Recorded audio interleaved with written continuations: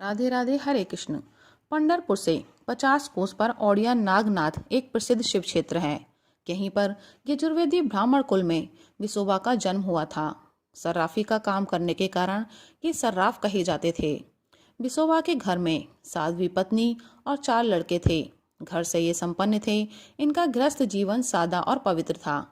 घर के काम काज करते हुए भी इनके मुख से बराबर पांडुरंग का नाम निकला करता था और चित्त उन्हीं श्री विट्ठल में लगा रहता था। अतिथि सेवा तो गृहस्थ का सर्वोपरि कर्तव्य है। इनके यहाँ से कभी भी अतिथि बिना सत्कार पाए जाता नहीं था। अतिथि को साक्षात नारायण समझकर ये उसकी पूजा करते थे। एक बार दक्षिण देश में घोर दुर्भिक्ष पड़ा। अन्न मिलना दुर्लभ हो गया। क्षुधा से पीड़ित हजारों स्त्री पुरुष बिसोबा के द्वार पर एकत्र होने लगे। बिसोबा ने समझा कि नारायण ने कृपा की है। इतने रूपों में वे सेवा का सौभाग्य देने पधारे हैं। वे खुले हाथों लुटाने लगे। जो आता तृप्त होकर जाता। भीड़ बढ़ती गई। अन्न भंडार समाप्त हो गया। रुपए से बहुत महंगा अन्न खरीदकर बांटा जाने लगा। विसोबा निर्धन हो गए, पर भीड़ तो बढ़ती ही गई। घर के गहने बर्तन आदि बेचकर भी अभ्यागतों का बिसोबा ने सत्कार किया। जो एक दिन नगर सेठ था वही कंगाल हो गया। संसार के लोग हंसी करने लगे।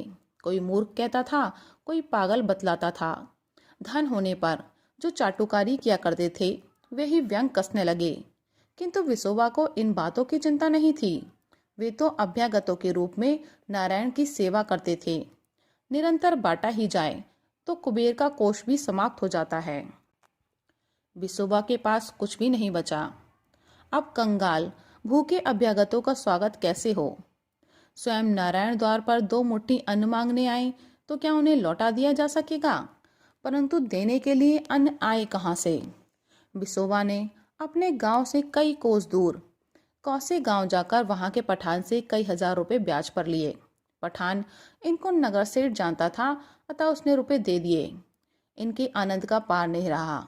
घर आकर सब रुपयों का अन्न ले लिया गया और वह दरिद्र नारायण की सेवा में लगने लगा। गांव के लोगों को इनके कर्ज लेने की बात का पता लग गया। लोगों ने जाकर पठान से इनकी वर्तमान दशा बता दी। वह आकर इनसे रुपए मांगने लगा। इन्होंने कहा, 7 दिन में मैं रुपए लौटा दूंगा। पठान मानता तो नहीं था, पर गांव के लोगों ने उसे समझाया। लोग जानते थे कि बिसोबा अपनी बात के पक्के हैं। सत्य की रक्षा के लिए वे प्राण भी दे सकते हैं। इसीलिए पठान वापस चला गया। 6 दिन बीत गए। विसोबा कहाँ से प्रबंध करें। अब उन्हें कौन कर्ज देगा। वे रात्रि में अपने भगवान से प्रार्थना करने लगे। नाथ, आज तक आपने मेरी एक भी बात खाली नहीं जाने दी। आज मेरे इलाज आपके हाथ है। विसोबा आज मर जाए तब भी उसका सत्य बच जाएगा।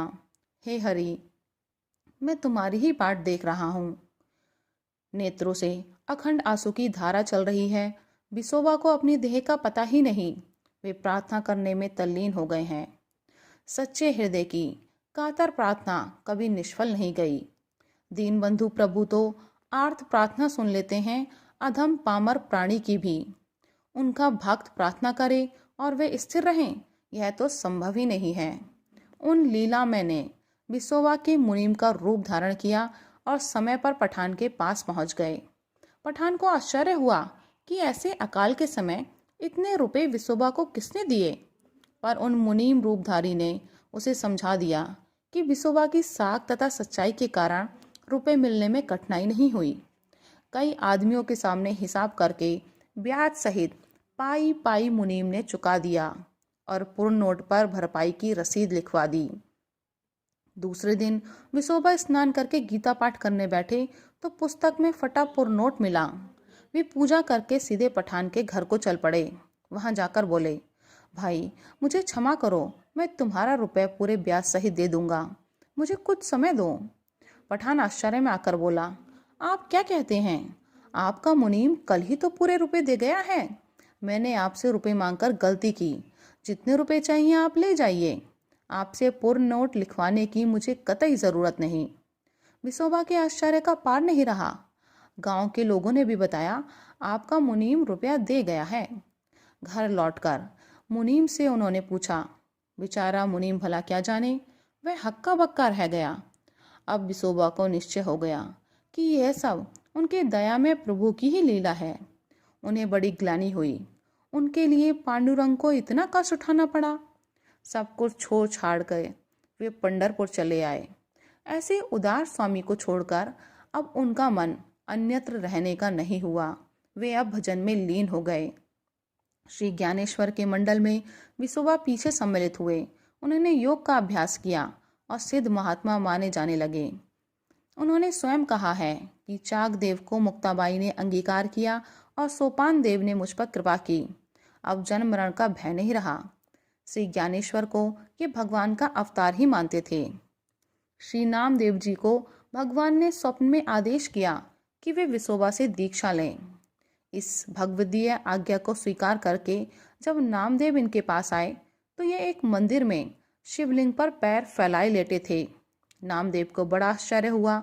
इन्होंने कहा, नमिया, मैं बूढ़ा हो गया हूँ, मुझसे पैर नहीं उठते। तो ऐसे स्थान पर मेरे पैर रख दे जहाँ शिवलिंग ना हो। नामदेव जी ने इनके पैर वहां से हटाकर नीचे रखे, पर वहां भूमि में से दूसरा शिवलिंग प्रकट हो गया। अब नामदेव समझ गए। वे गुरुदेव के चरणों पर गिर पड़े। नामदेव जी ने अपने अभंगों में इनकी बड़ी महिमा गाई है। तो भक्तों, अपनी आस्था, श्रद्धा और विश्वास बनाए रखिए और प्रभु की अनुभूति कीजिए। राधे राधे, हरे कृष्ण।